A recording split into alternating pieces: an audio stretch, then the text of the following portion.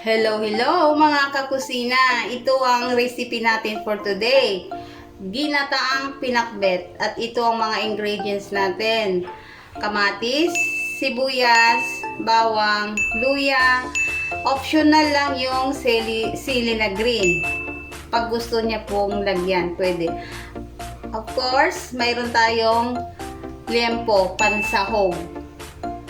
And yung ibang ingredients natin ay syempre hindi mawawala ang ampalaya, sitaw, okra, mga green vegetables.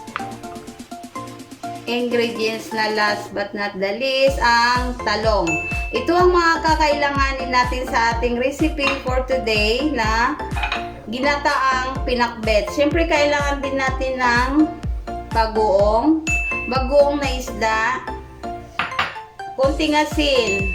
Syempre, ginatang pinakbet, so mayroon tayong gata na liquid pouch na siya. Of course, pang seasoning natin yung magic sarap. So, umpisahan na natin magluto guys ng ating recipe for today, ginataang pinakbet. So, magluto na tayo. Mag-start na tayong magluto ng ginataang pinakbet. Lagyan natin ng mantika ang ating kawali.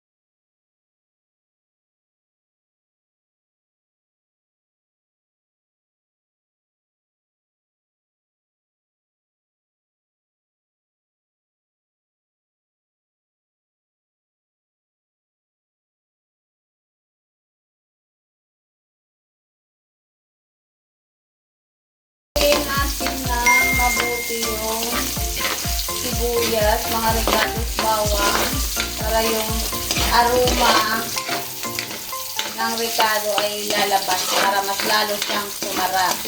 Sunod, ilagay natin yung kamatis.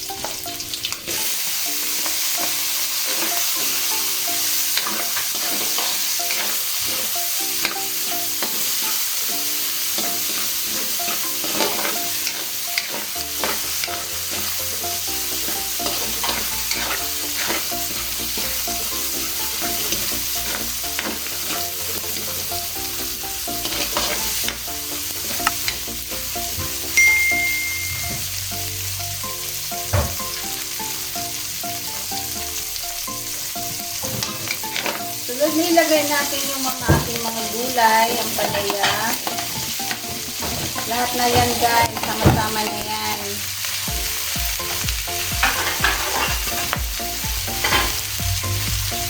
Talong.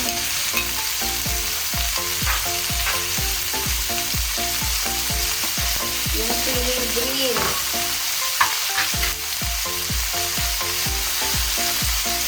Lagyan natin siya ng sampalasa.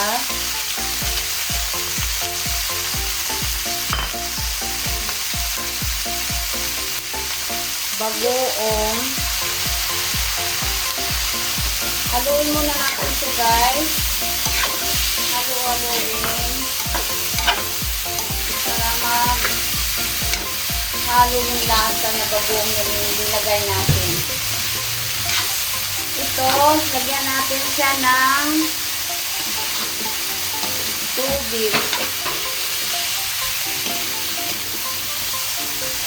Tubig para maluto yung ating gulay.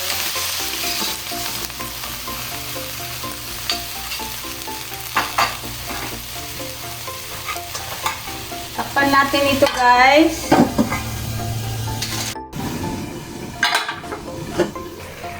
Ngayon, tignan natin yung ating pinakbet. Oh, ang bango na. Pero malapit na siyang maluto, guys. Kaya, isunod natin ilagay yung ating gata para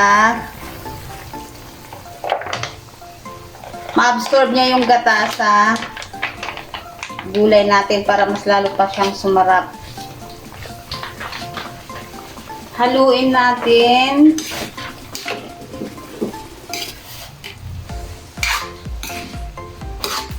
Takpan natin muna siya hanggang sa ma-reduce yung tubig ng ating pinakbet na gulay. Ngayon guys, tignan natin yung ating nilutong pinakbet. Ay, ginataang pinakbet. Ayan, bango. Ayan, kunti na lang yung sabaw ng ating pinakbet, guys. At mukhang naluto na siya. 45 minutes yung niluto, guys. Mag-add tayo ng kunting asin para sa ating pangpalasa. Haluin natin. At pwede na natin ihain sa ating pamilya. Ang sarap at masustansya pa. Ito ang ulam namin ngayon, tanghalian. Ito na guys, luto ng ating pinakbet. Ginatang pinakbet. So, patay na natin yung apoy. Ihain na natin ito. Kainan na.